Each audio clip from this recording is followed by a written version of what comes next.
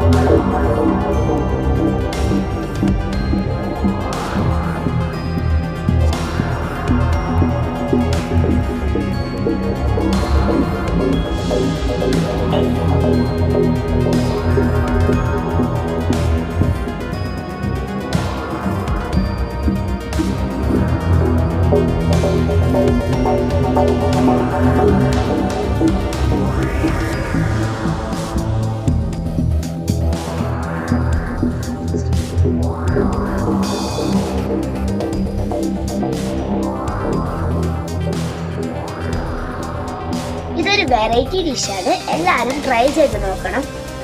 എൻ്റെ വീഡിയോ ഇഷ്ടപ്പെട്ടാൽ എല്ലാവരും ലൈക്ക് ആൻഡ് സബ്സ്ക്രൈബ് ചെയ്യണം.